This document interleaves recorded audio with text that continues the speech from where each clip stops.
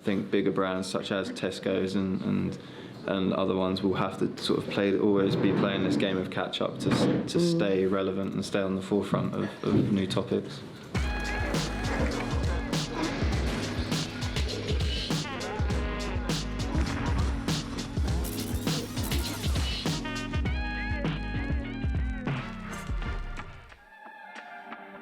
How was your morning?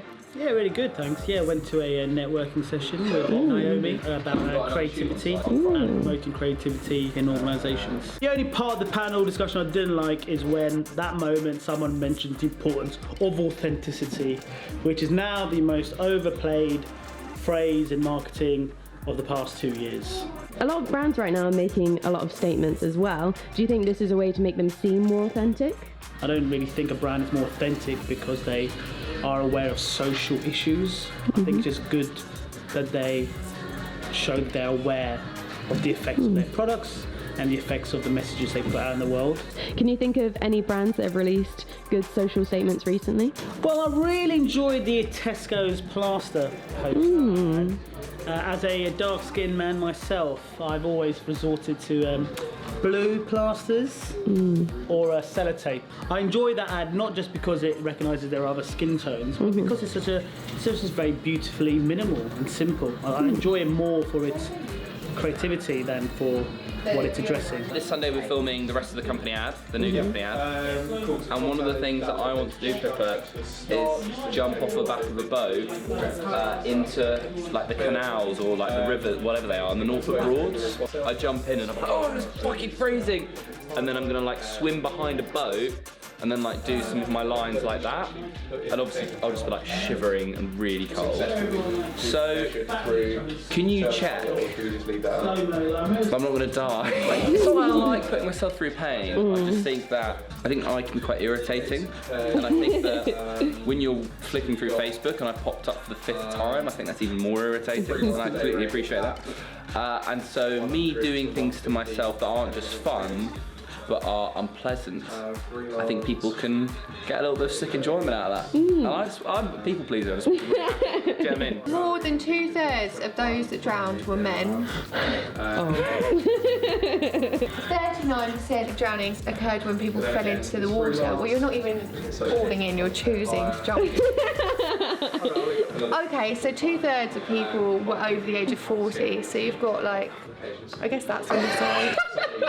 Stay safe. Okay, so there have been a couple adverts out recently that I think you might have seen. So there was the Tesco's one and the Absolute one.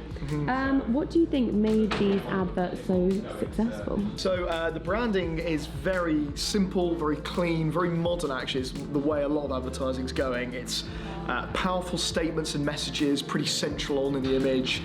Brand colours associated the entire way through.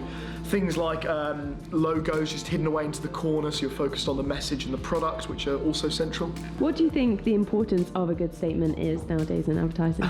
You know, powerful catchphrases have been a thing since advertising's begun. That's still a thing, it's just the tone has almost changed a bit. It's a bit less buy this because it's sweet and a bit more like, here's something you might agree with. If people don't like you, they're not going to buy your items. There's a lot of new brands coming out like Oatly who have their view and their opinion and they'll stick to it, and I think bigger brands such as Tesco's and other ones will have to sort of always be playing this game of catch up to stay relevant and stay on the forefront of new topics.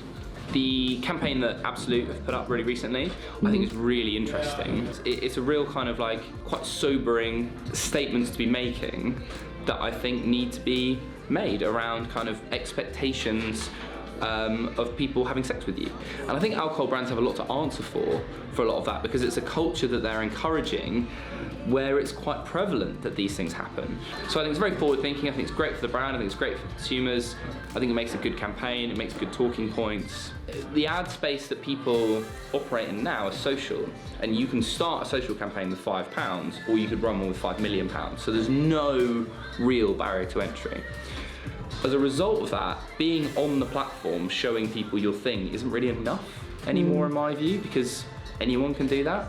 The way to set yourself apart is by making statements that will really resonate with your audience. And if they're really going to resonate with one set of people, And if you're going to say something of substance, I don't believe that you can really keep everyone happy, because everyone has very different feelings, emotions, opinions, upbringings, backgrounds, cultures, that sort of thing. As long as you're trying to align yourself with something positive and you're kind of thinking about your audience, then I think that's really good.